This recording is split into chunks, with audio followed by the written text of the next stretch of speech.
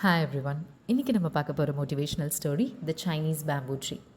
இந்த கதை யாருக்கெல்லாம் ஹெல்ப் பண்ணும் அப்படின்னா, யாராவது காம்படிட்டிவ் எக்ஸாம்ஸ் ப்ரிப்பேர் பண்ணிகிட்ருக்காங்க அப்படின்னாலோ, இல்லைனா பிஸ்னஸ் ஸ்டார்ட் அப் பண்ணுறாங்க அப்படின்னா டெஃபினட்டாக இந்த ஸ்டோரி ஒரு மோட்டிவேஷ்னலாக இருக்கும்.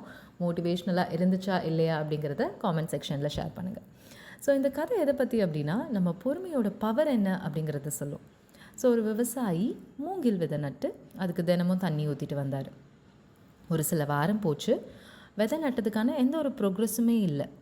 யூஸ்வலாக நம்ம என்ன பண்ணுவோம், ஒரு விதை போட்டோம் அப்படின்னா மறுநாளே போய் ஏதாவது முளைச்சிருக்கா அப்படிங்கிறத பார்ப்போம் இல்லையா? இல்லைனா ஒரு வாரம் கழித்து எதனா காய் வந்திருக்கா, பூ வந்திருக்கா அப்படின்னு பார்ப்போம் இல்லையா? அதே மாதிரி இவரும் ரொம்ப ஆர்வமாக ஒரு சில நாள் தொடர்ந்து பார்த்துட்டே இருக்கார். எந்த ஒரு ப்ரோக்ரெஸுமே தெரியல. ஒரு சில நாளுங்கிறது ஒரு சில வாரமாச்சு, ஒரு சில மாதமாச்சு. அப்போவுமே அவர் எந்த ப்ரோக்ரெஸுமே அதில் பார்க்கல. ஆனாலும் விடாமல் என்ன பண்ணார், தண்ணி ஊற்றிட்டே இருந்தார். இந்த மாதிரி ஒரு சில மாதங்கிறது ஒரு சில வருஷமே ஆச்சு. பொறுமையாக ஒரு வருஷம் வெயிட் பண்ணார். But still there is no progress. So இதுக்கு பிறகு நம்ம கேட்கலனாலும் வாண்டடாக நமக்கு ஒரு சிலர் அட்வைஸ் பண்ணுவாங்கள்ல, நம்மளை சுற்றி இருக்கவங்க.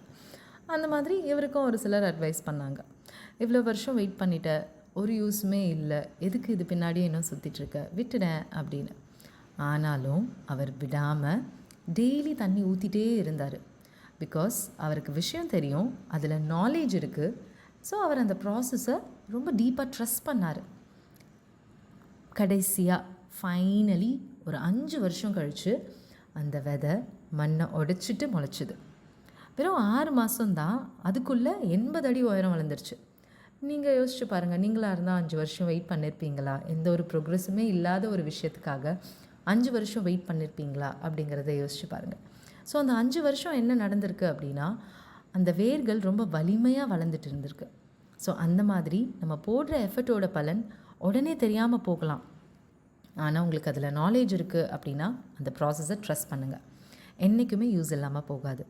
ஏதாவது ஒரு வகையில் நமக்கு ஹெல்ப் பண்ணும். ஸோ பொறுமையாக இருங்க, வளர்ச்சி கண்டிப்பாக நேரம் எடுக்கும்.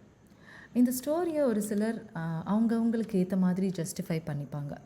எப்படின்னா, இப்போ நான் முன்னாடி சொன்ன மாதிரி எக்ஸாம் ப்ரிப்பேர் பண்ணுறவங்களா இருக்கலாம், இல்லைனா பிஸ்னஸ் ஸ்டார்ட் அப் பண்ணியிருக்கவங்களா இருக்கலாம். அவங்க எஃபர்ட் போடுவாங்க. பட் ஒரு சிலர் தப்பான இடத்துல தப்பான விஷயங்களுக்காக எஃபர்ட் போடுவாங்க. ஸோ ஏதாவது ஒரு மிஸ்டேக்ஸ் நடந்துகிட்டே இருக்கும்.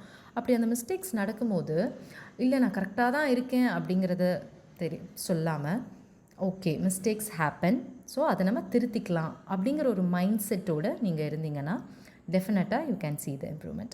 So learn from mistakes, work on it, please trust the process, you will definitely grow.